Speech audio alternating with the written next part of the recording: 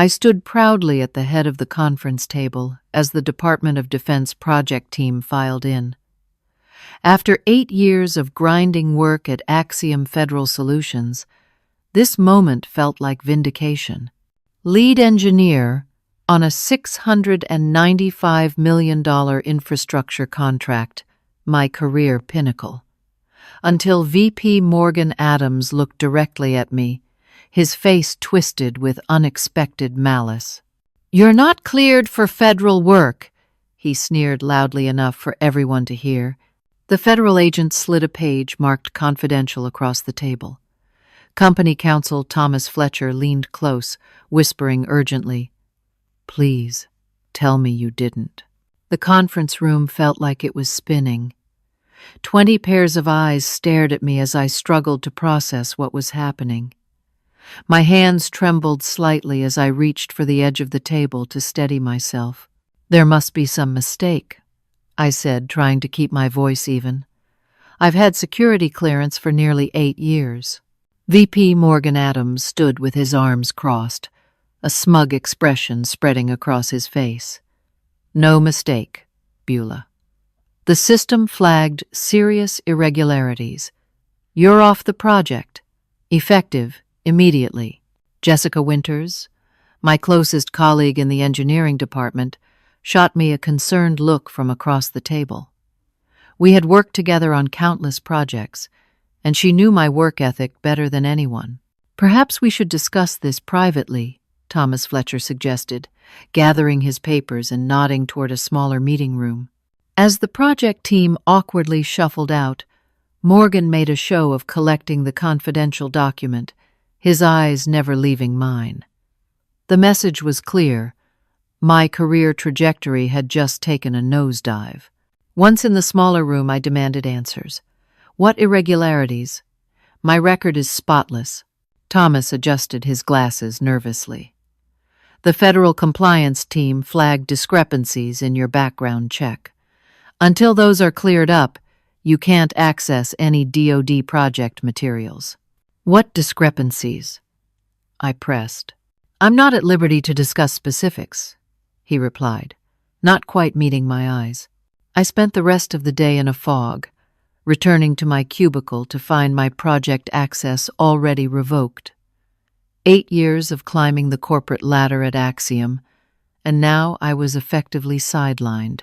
My thoughts turned to my father, who had been so proud when I told him about leading the project. At 67 and battling Parkinson's, my career success had been a bright spot during his difficult health journey.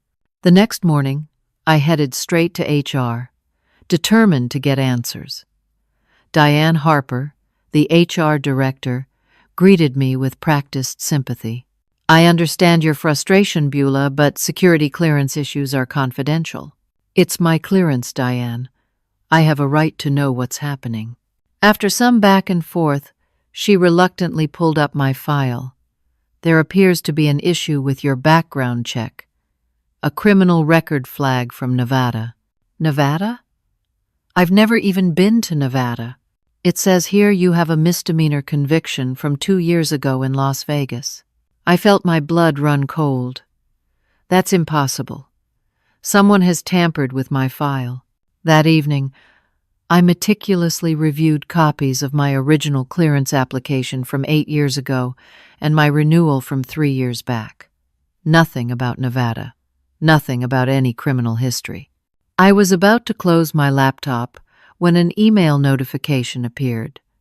An automated system message confirming recent changes to my personnel file. I hadn't made any changes. With growing suspicion, I used my administrative access to pull the edit history of my security clearance documents. What I found made my stomach drop. 3 weeks ago, someone had accessed my file and added information about a criminal conviction in Clark County, Nevada. The user ID belonged to Melanie Brooks, Morgan's executive assistant. My hands shook as I stared at the screen. This wasn't a mistake. Someone had deliberately sabotaged my security clearance. But why? What could Morgan Adams possibly gain by removing me from the project? I sat back in my chair, the realization hitting me like a physical blow. Someone had intentionally altered my records to push me off the biggest project of my career. This wasn't just office politics. This was something much worse. The next morning, I arrived at the office earlier than usual, determined to dig deeper. The revelation that Morgan's assistant had tampered with my file left me with more questions than answers. I needed to understand why someone would go to such lengths to remove me from the project. Jessica caught up with me in the break room. "Hey, you okay?" Yesterday was brutal. I glanced around to make sure we were alone. Someone altered my security clearance documents. They added a fake criminal record. Her eyes widened. "Are you serious? Who would do that?" "The system logs show it was Melanie Brooks." "Morgan's assistant?" "She wouldn't do anything without his direct approval," Jessica whispered. "Look, I can help you. I have access to some system logs that might show more." That afternoon, Jessica sent me encrypted files showing additional system access. Morgan himself had been reviewing my work history, performance reviews, and project notes for weeks before the DoD contract was announced.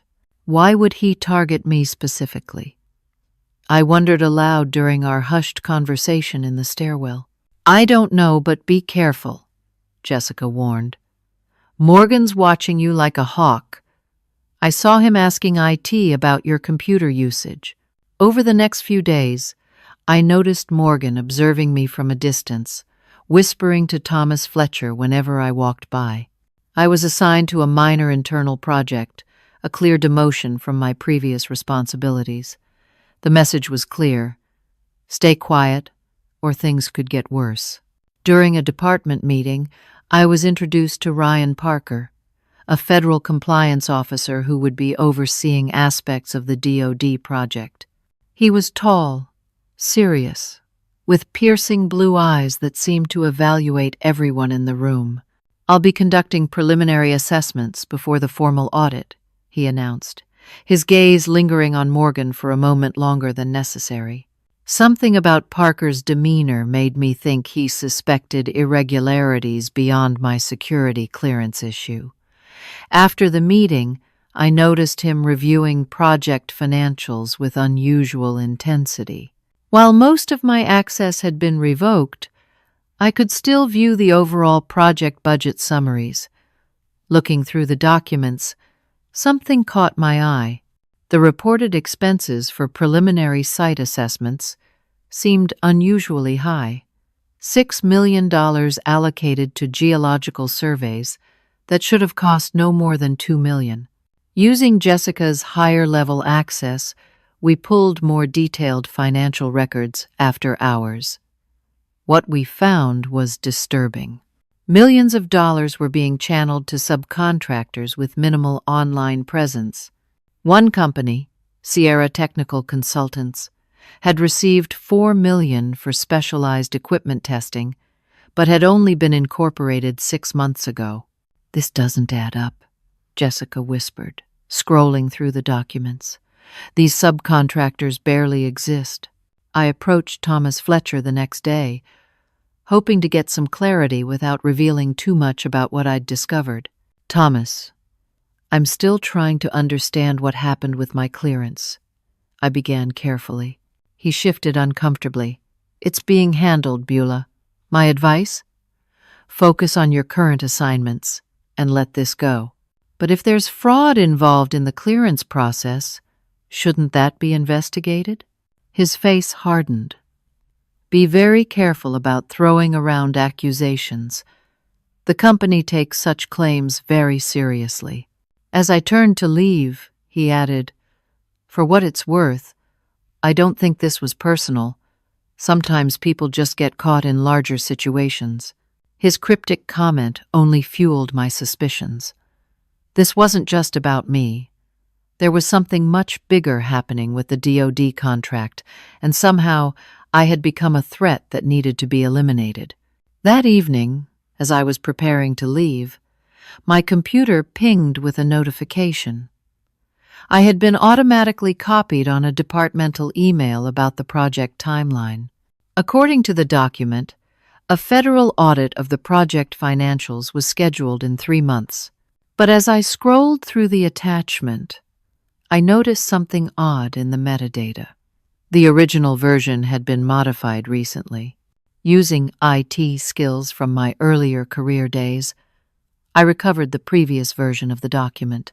The original timeline showed something very different. The federal audit was actually scheduled in just 2 weeks, not 3 months away. Suddenly, Morgan's urgency to remove me made perfect sense. The audit was imminent, and somehow my presence threatened whatever financial scheme was underway.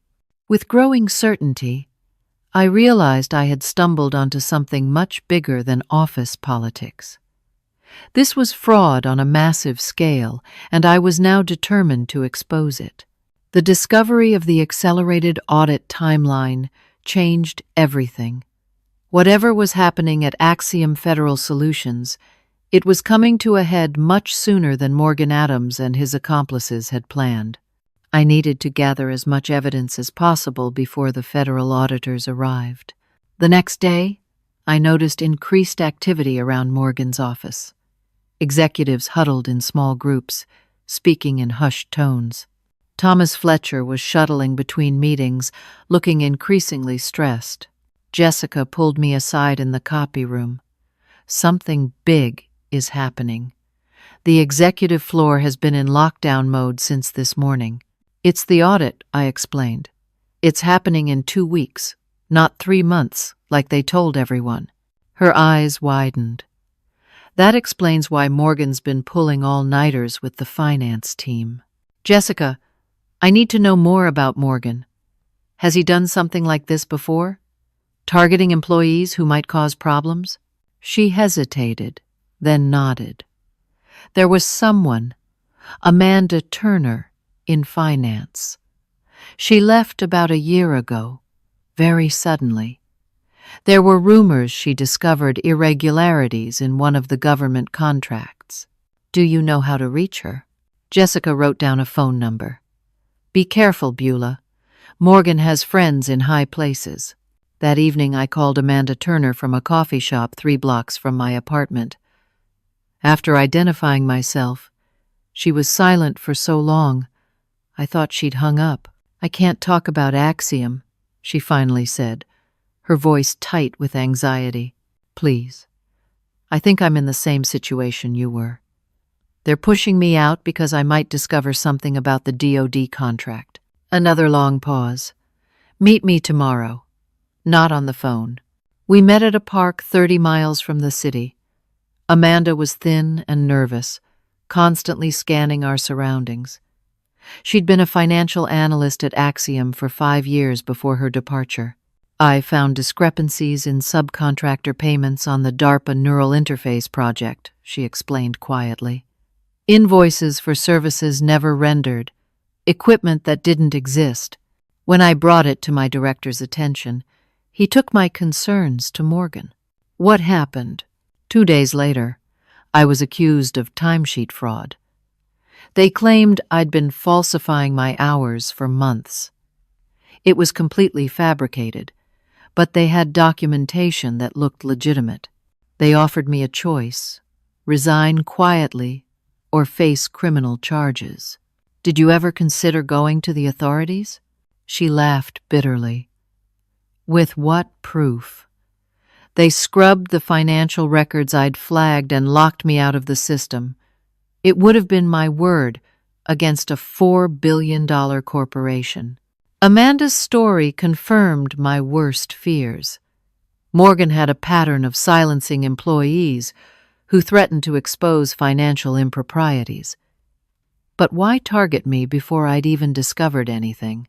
Be smarter than I was, Amanda advised as we parted. Make copies of everything. Find allies outside the company.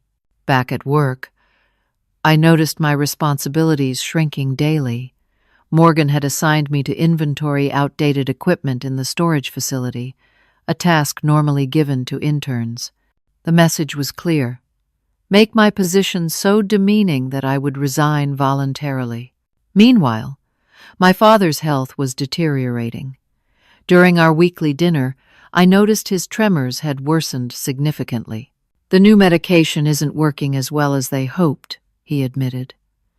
"But enough about that. How's the big project going?" I couldn't bring myself to tell him the truth. Just some bureaucratic hurdles. Nothing I can't handle. "That's my girl," he smiled, his hand shaking as he reached for his water glass. "You always figure things out." His unwavering faith in me strengthened my resolve. I would fight this, not just for my career, but for the truth. The next day, Axiom held a company-wide meeting where the CEO triumphantly announced the Department of Defense contract was progressing ahead of schedule. Morgan stood beside him, receiving accolades for his leadership. "Our preliminary site assessments have been completed with exceptional efficiency," the CEO declared, "and the federal representatives have expressed complete confidence in our financial management." I watched Morgan's self-satisfied smile and felt a surge of determination. He thought he had neutralized me as a threat, but he was wrong. Very wrong. After the meeting, Jessica caught up with me in the hallway, her face pale. "I just heard from Eric in scheduling. The federal audit team is arriving next Tuesday, not in 2 weeks. They've moved it up again." "What? Why the rush?" "Apparently there's been a whistleblower complaint about the contract. No one knows who filed it." As she walked away, I processed this new information. A whistleblower complaint would certainly explain the accelerated timeline. But who had filed it? And what exactly had they reported? Back at my desk, I received an unexpected email from Ryan Parker, the federal compliance officer, requesting a meeting to discuss routine background verification procedures. The message seemed innocuous, but the timing was suspicious. Was Parker investigating the whistleblower complaint? Did he suspect my involvement? Or was this another trap set by Morgan to further discredit me? I was weighing my response when Jessica messaged me urgently. "Check the news. Now." Breaking news headlines announced that a major defense contractor in a neighboring state had just been indicted for systemic fraud on government projects. The article mentioned that investigations were expanding to other contractors in the region. The walls were closing in on Axiom, and Morgan was getting desperate. I needed to accelerate my own investigation before it was too late. That evening, as I was leaving the office, I overheard Morgan on the phone in the stairwell. His voice was tense. "We need to finalize the transfers before they arrive." "Yes, all of it. The shell company is secure. They can't trace it back to us." "Don't worry about her. She's been handled." My blood ran cold. Whatever financial scheme was underway, it was reaching its endgame. And I had a sinking feeling that the her who had been handled was me. The following morning, I arrived at work with a clear objective: access the complete financial records of the DoD project before Morgan could alter or destroy them. With the audit now just days away, I knew time was running out. Using an old IT admin password that Jessica had provided, I began combing through the project's financial database. What I found was staggering. Approximately $45 million had been diverted from legitimate expenses to a web of subcontractors. The money trail was complex, designed to obscure its ultimate destination. Most alarming was the pattern of inflated invoices. Equipment listed at 3 times market value. Consulting fees for expertise that our in-house team already possessed. Site preparation costs that exceeded standard rates by millions. I began documenting everything, saving files to an encrypted drive. The evidence was damning, but I still didn't understand my personal connection to this fraud. Why had Morgan targeted me specifically? That question was answered when I managed to access the registration documents for one of the shell companies receiving the largest payments, Meridian Consulting Group. My hands froze on the keyboard as I stared at the incorporation papers. Listed as the primary owner was none other than Beulah Jackson me. "This is impossible," I whispered, scrolling through the documents. My social security number, a scanned signature that looked remarkably like mine, even my home address. Someone had created a shell company in my name without my knowledge. The realization hit me like a physical blow. I wasn't removed from the project because I might discover the fraud.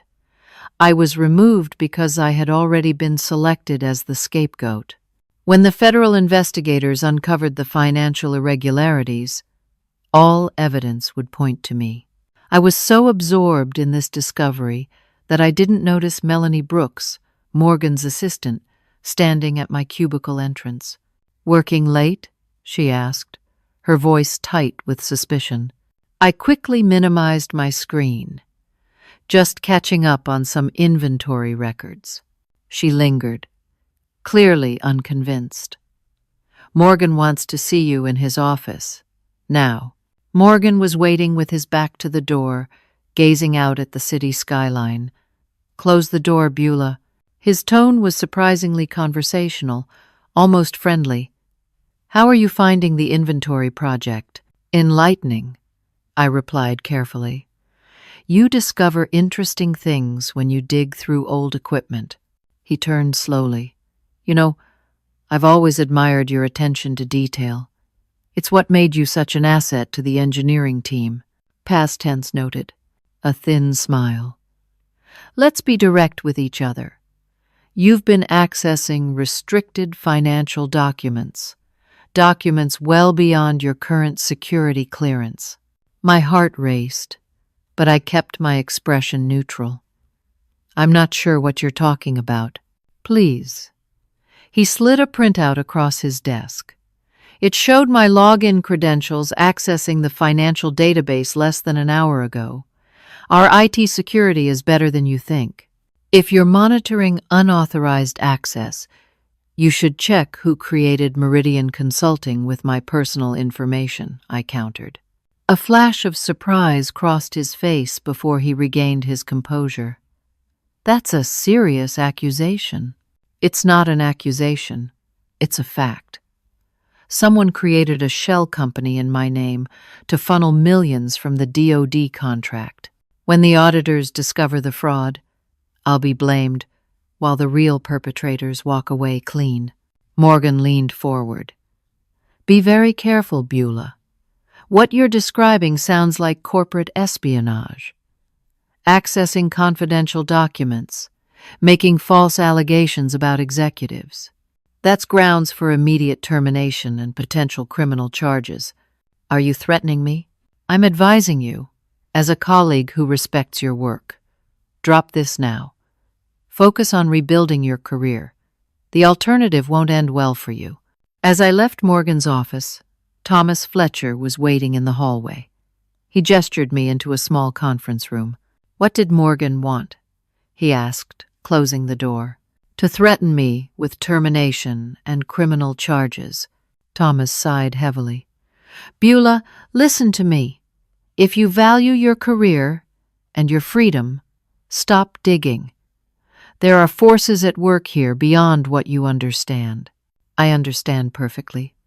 $45 million diverted through shell companies, one of which has my name on it without my knowledge or consent. I'm being set up to take the fall for a massive fraud scheme."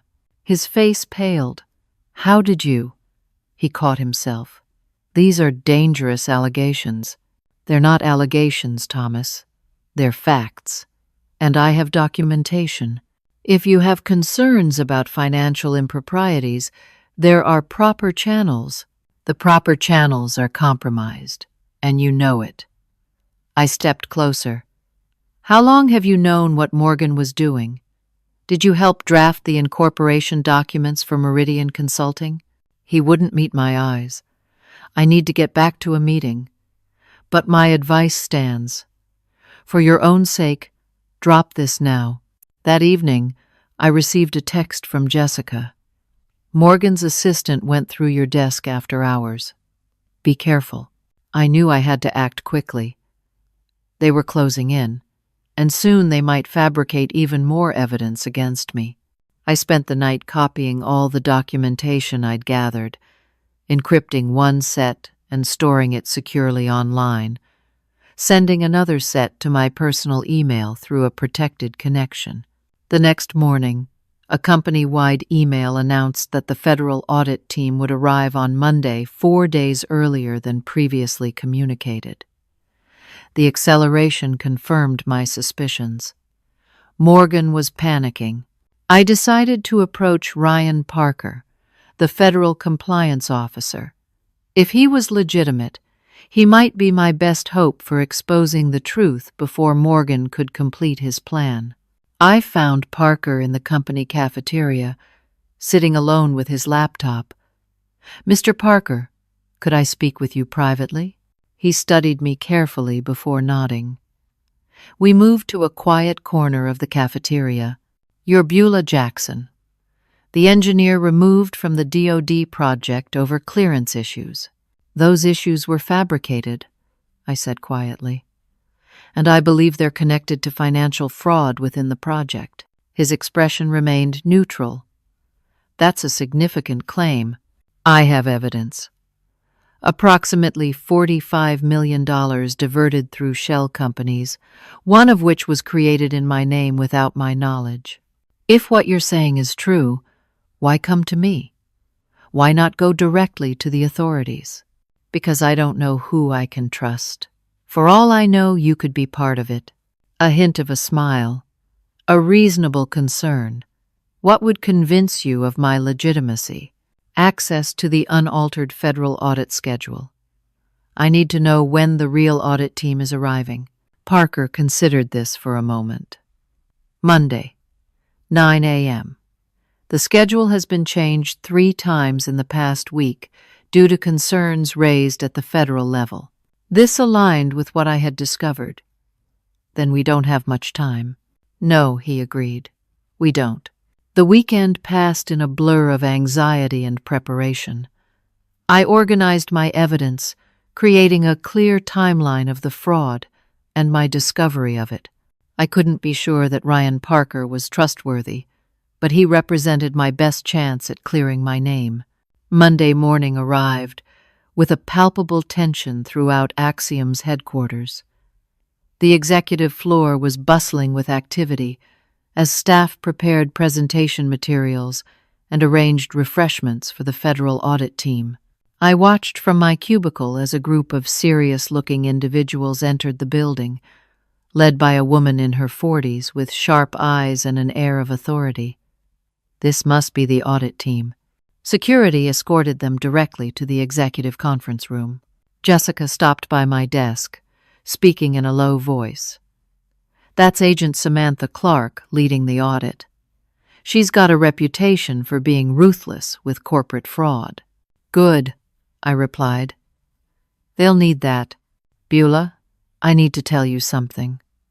Jessica hesitated. "My husband works for TechSphere Solutions, the subcontractor handling the communications infrastructure." She nodded. "If this audit goes badly, a lot of innocent people could lose their jobs, including him." I understood her concern. "The fraud is concentrated at the executive level, Jessica. The subcontractors who actually did legitimate work shouldn't be affected." "I hope you're right." She squeezed my arm. "Be careful today." Throughout the morning, executives were called into the conference room one by one. The atmosphere grew increasingly tense with each passing hour. Around noon, I noticed Thomas Fletcher hurrying toward the elevators, his face ashen. Shortly after, Morgan's assistant approached my cubicle. "Miss Jackson, your presence is requested in the main conference room." My heart raced as I followed her to the executive floor. Inside the conference room, Agent Clark sat at the head of the table, surrounded by her team. Morgan Adams and our CEO, Patrick Warren, sat on one side, both looking distinctly uncomfortable. "Miss Jackson," Agent Clark gestured to an empty chair. "Thank you for joining us." Morgan immediately went on the offensive. "Agent Clark, I must reiterate that Miss Jackson was removed from the project due to security clearance issues. Her input on the financial structures would be limited and potentially misleading." "We're aware of the clearance situation," Clark replied coolly. "That's part of what we'd like to discuss." The CEO shifted nervously. "Perhaps we should continue our review of the primary contractor agreements before getting into personnel matters." "Actually," Clark said, opening a folder, "Miss Jackson's situation is directly relevant to our current concerns." She turned to me. "Miss Jackson, when did you first become aware of irregularities in the project financials?" I could feel Morgan's glare, but I focused on Clark. "Approximately 2 weeks ago, I discovered discrepancies between reported project expenses and actual disbursements." "And what prompted your investigation?" "I was abruptly removed from the project based on supposed security clearance issues. When I investigated, I found that someone had altered my records to include a criminal conviction that doesn't exist." Clark nodded, making notes. "And what did your financial investigation reveal?" "Approximately $45 million diverted through shell companies and inflated invoices. Most concerning was the discovery that one of these companies, Meridian Consulting, was registered in my name without my knowledge or consent." Morgan interrupted. "This is absurd. She's making desperate accusations because she was removed from a prestigious project." Clark ignored him. "Miss Jackson, are you familiar with the name Hamilton Strategic Services?" "No, I don't believe so." "How about Pinnacle Defense Logistics? Or Western Resource Management?" I shook my head. "Neither of those." Clark slid a document across the table. "These are 3 defense contractors that have been under investigation for similar financial fraud patterns over the past 18 months. All 3 had a common element: a VP of operations named Morgan Adams, who left shortly before federal investigations began." The room fell silent. Morgan's face drained of color. "That's ridiculous," he stammered. "I've been with Axiom for 3 years. My record speaks for itself." "Indeed it does," Clark replied. "Your pattern of creating shell companies, diverting federal funds, and setting up scapegoats is remarkably consistent." She turned to me. "Miss Jackson, did you know you're not the first engineer to be silenced? At Hamilton Strategic, it was a project manager named Sarah Collins. At Pinnacle, a systems architect named David Miller." I stared at the confidential document before me, showing Morgan's employment history and the timeline of federal investigations at his previous companies. The pattern was undeniable. Morgan stood abruptly. "I need to speak with my attorney before continuing this conversation." "Sit down, Mr. Adams," Clark said firmly. "We're just getting started." As Morgan reluctantly returned to his seat, Thomas Fletcher entered the room, looking nervously between Morgan and the CEO. When he saw me, his face fell. Pulling me aside as Clark continued questioning Morgan, he whispered urgently, "Please tell me you didn't know about this whole thing." "About what?" I asked. "Meridian Consulting. The shell company." "Of course I didn't know. That's what I've been trying to tell everyone. Someone created it using my information to set me up as the fall person." Relief washed over his face. "Thank God. I told them this seemed out of character for you." His words hit me like a slap. "You knew? You knew they were setting me up and you did nothing?" "It's complicated, Beulah. I was only brought in after the fact to handle potential legal issues. I never created any fraudulent documents." I pulled away from him in disgust. "But you were willing to let me take the fall." Our conversation was interrupted as Agent Clark called the room to order. We'll be conducting individual interviews throughout the day. For now, this room is being secured as part of our investigation. No documents leave. No electronic devices are to be used. As everyone filed out, Clark approached me. "Miss Jackson, we'd like to speak with you privately." I followed her to a smaller meeting room where 2 other agents waited. For the next 3 hours, I walked them through everything I had discovered, providing copies of all my evidence. "Your documentation is extremely helpful," Clark said as we concluded. "It corroborates information we've received from other sources." "Other sources?" "We've been tracking Mr. Adams for some time. His pattern is consistent, but he's never been this sloppy before. Creating a shell company in the name of a still-employed team member was a significant mistake. Why would he take that risk? Based on our investigation, the accelerated project timeline forced him to rush. In previous companies, he had months to set up his scapegoats and exit strategy. As I left the meeting room, the office was buzzing with rumors.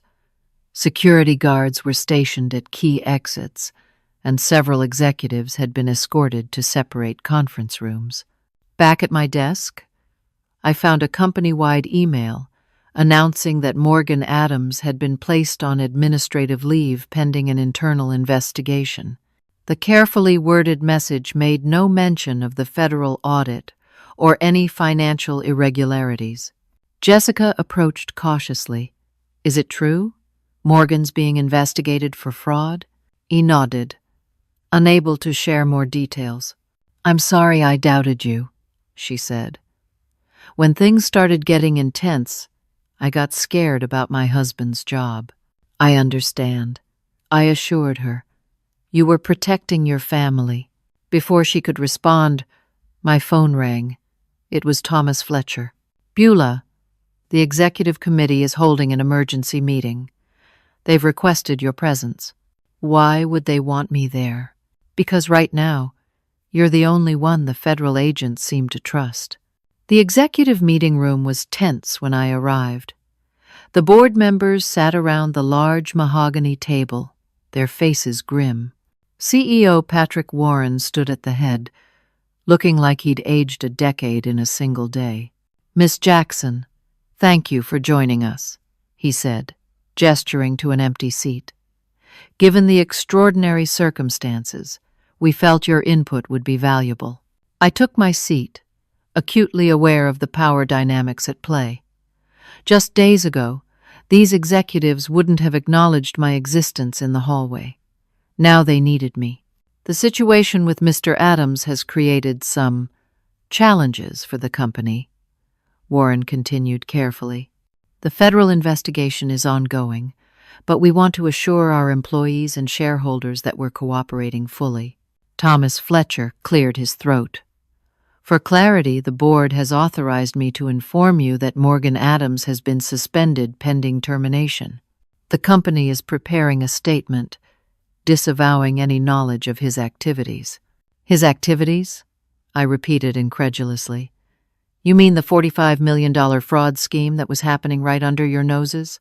The scheme that involved creating a shell company in my name to take the fall?" An uncomfortable silence followed. Board member Eleanor Richards finally spoke. "Miss Jackson, we understand your frustration. Rest assured, Axiom had no institutional knowledge of Mr. Adams' alleged misconduct." "That's difficult to believe considering the scale of the fraud," I replied. "The documentation I provided to the federal investigators shows systematic diversion of funds through multiple channels. That level of financial manipulation would require oversight failure at multiple levels." CEO Warren's jaw tightened. "We're conducting our own internal investigation. If there were lapses in oversight, they will be addressed." Thomas shifted nervously. "Beulah, the board has authorized me to offer you a settlement agreement, full reinstatement to your position, compensation for any professional distress, and a significant promotion once the DoD project resumes. In exchange for, your discretion regarding certain aspects of this situation, and your continued cooperation with our internal review process." I understood immediately. They wanted my silence. "You're asking me to help contain this." "We're asking you to help us move forward constructively," Warren corrected. "Axiom employs over 3,000 people. A prolonged public scandal could jeopardize many innocent livelihoods." It was a compelling argument, one that Jessica had already raised, but something felt wrong. Before I consider any agreement, I need to understand exactly what happened and who was involved. Eleanor Richards interjected. "That's precisely what our internal investigation will determine. Your insights would be invaluable to that process." The meeting continued for another hour, with the executives carefully avoiding any admission of broader knowledge or culpability.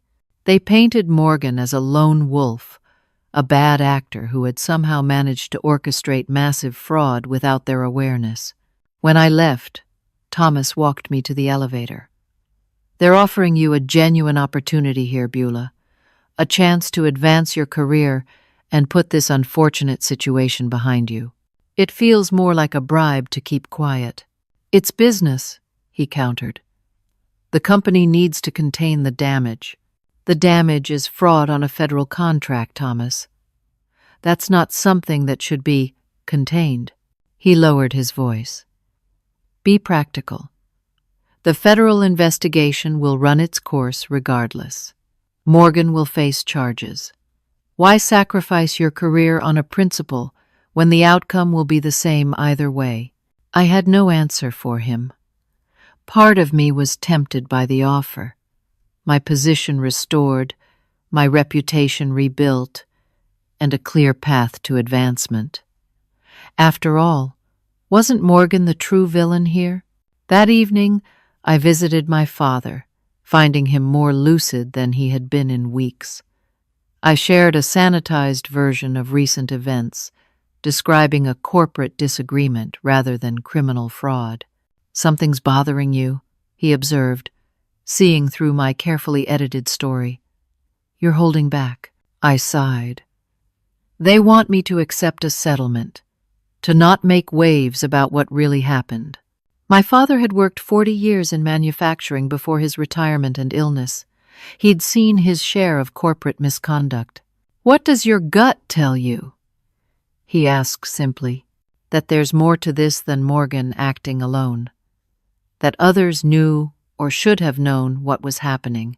He nodded slowly. "Then you already have your answer. You've never been one to take the easy path when it wasn't the right path." His words stayed with me as I returned to my apartment. I found Jessica waiting outside my door. "I've been trying to reach you," she said anxiously. "People are saying you were in a meeting with the board. Is it true they offered you a settlement?" I nodded, inviting her inside. "Are you going to take it?" she asked once we were seated. "I'm still deciding." "What would you do?" She hesitated. A week ago, I would have said take the money and run, but now... She pulled out her phone and showed me an email. "My husband just got laid off. TechSphere is terminating all staff connected to the Axiom contract, claiming they need to distance themselves from potential liability." "I'm so sorry, Jessica. It's not just him. Hundreds of people at subcontractors are losing their jobs while Axiom executives prepare their damage control strategy." Her voice hardened. "This isn't justice, Beulah." After Jessica left, I couldn't sleep. I kept turning over the events of the past weeks, looking for connections I might have missed. Around 2 a.m, a new thought struck me. If Morgan had done this before at other companies, how had he escaped prosecution? Someone must have been protecting him. I got up and opened my laptop, reviewing the documentation Agent Clark had shared. There was a pattern in Morgan's employment history. Each time he left a company under investigation, he was quickly hired by another defense contractor, usually with a recommendation from someone on the previous company's board. Following a hunch, I searched for connections between Axiom's board members and Morgan's previous employers. The results were illuminating. CEO Patrick Warren had served on the board of Hamilton Strategic Services during Morgan's tenure there. Board member Eleanor Richards had been an executive at Pinnacle Defense Logistics.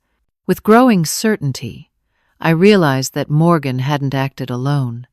He was part of a larger network of executives who moved from company to company, executing the same fraud scheme repeatedly. When investigations got too close, they would sacrifice someone like Morgan, while the board members maintained plausible deniability. The next morning, I arrived at work to find the office in chaos. Federal agents were conducting interviews throughout the building. Several executives' offices had been sealed with evidence tape. Thomas Fletcher caught me in the hallway, looking harried. "The board needs your decision on the settlement offer. Things are escalating quickly." "I bet they are," I replied calmly. "Tell them I need to review the full terms before deciding." As I walked away, my phone buzzed with a message from an unknown number. "Need to speak with you urgently. S. Clark." I met Agent Clark at a coffee shop 2 blocks from the office. She was accompanied by another agent who was introduced as her forensic accounting specialist. "We've been reviewing the documentation you provided," Clark began once we were seated. "Combined with our existing investigation, it paints a disturbing picture." "Morgan wasn't acting alone," I said. She nodded. "We believe several board members have been involved in similar schemes across multiple companies. The pattern is sophisticated and has likely been operating for years." "What happens now?" "That depends partly on you. We'd like you to assist us in a more direct capacity." "What exactly are you asking?" "We need someone on the inside who can access certain restricted communications. Someone the executives still believe is considering their settlement offer." I understood immediately. "You want me to wear a wire?" Clark nodded. "We need evidence of the board's knowledge and involvement. Without it, they'll sacrifice Morgan and continue their operations elsewhere." The risk was significant. If discovered, my career would be over, not to mention potential retaliation from powerful executives with everything to lose. Yet the alternative, accepting a settlement and allowing the true architects of the fraud to escape justice, was unthinkable. "I'll do it," I said finally. "What's the plan?" The following morning, I arrived at Axiom, wearing a nearly undetectable recording device provided by Agent Clark. My instructions were clear: attend the scheduled board meeting and get the executives talking about their knowledge of the fraud scheme. Thomas Fletcher met me in the lobby, looking anxious. "Have you made a decision about the settlement?" "I'm leaning toward accepting," I replied carefully, "but I have some questions about the terms." Relief washed over his face. "That's excellent news. The board is waiting upstairs." The executive conference room fell silent as I entered. CEO Patrick Warren, Eleanor Richards, and 4 other board members sat around the table, along with 2 people I recognized from the legal department. "Miss Jackson," Warren began with forced cordiality, "we understand you're considering our offer." "I am," I replied, taking a seat. "But I need some clarifications first." "Of course," he nodded. "That's perfectly reasonable. The settlement requires my silence regarding all aspects of the financial irregularities investigation." "That seems extremely broad." Warren exchanged glances with Eleanor. "Standard legal language. It simply means discretion regarding sensitive company matters, including Morgan's activities at his previous companies, Hamilton's Strategic and Pinnacle Defense." A flicker of tension crossed Warren's face.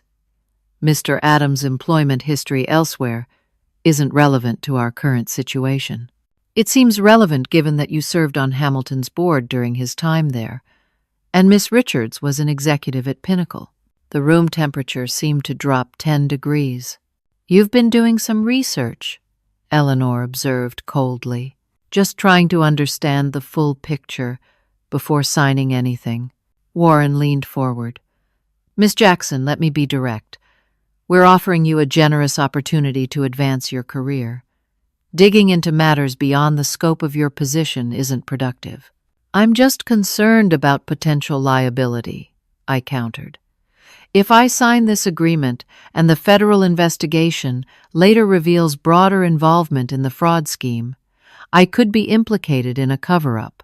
"There is no broader involvement," Warren stated firmly. "Morgan Adams acted independently and deceptively. Any suggestion otherwise is spurious." "Then why did you approve his hiring despite what happened at Hamilton? The federal investigation there identified the same pattern of shell companies and diverted funds." Warren's composure slipped. "That investigation was inconclusive. No charges were filed. Because Morgan took the fall and was quietly moved to Axiom, I pressed. Just like he'll take the fall here before moving to the next company in the network." Eleanor Richards cut in sharply. "This conversation is becoming counterproductive. Miss Jackson, either you accept the terms as presented, or the offer is withdrawn." I nodded slowly. "I understand. Before I decide, I'd like to know one thing. Does the settlement agreement cover the board's knowledge of Meridian Consulting being created in my name? Or the fact that you were receiving quarterly payments from the shell companies through offshore accounts?" The accusation landed like a bombshell. Warren's face flushed dark red. "That's an outrageous allegation," he sputtered. "You have no proof of any such arrangement." "Actually," I replied calmly, "the federal investigators do. They've traced the money flow from the DoD contract through the shell companies to accounts connected to board members at all 3 companies where Morgan has worked." Eleanor's voice was ice cold. "This meeting is over. Security will escort you from the building, Miss Jackson. Consider yourself terminated, effective immediately."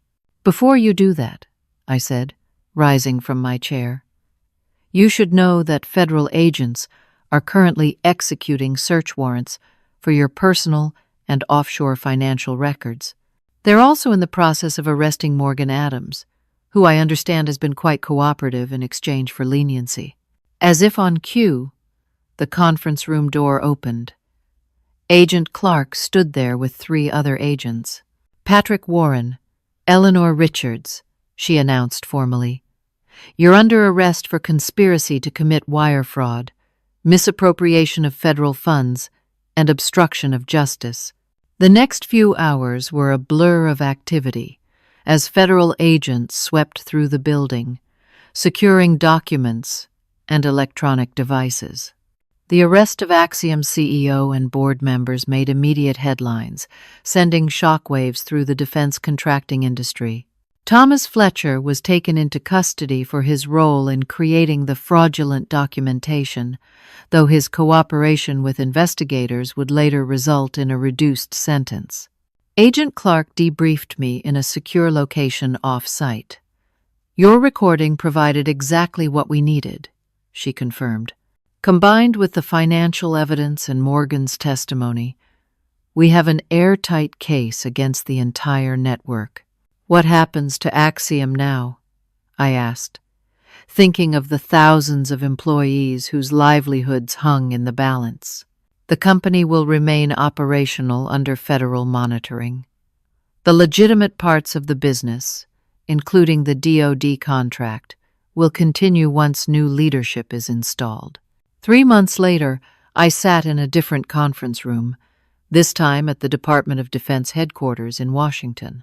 The Deputy Secretary of Defense had just finished briefing a small group on the new compliance measures being implemented across all defense contracts. "Miss Jackson," he said, turning to me, "your insights on vulnerabilities in the oversight process have been invaluable.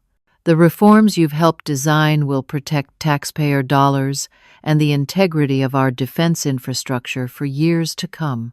I nodded, still somewhat overwhelmed by how my career had transformed.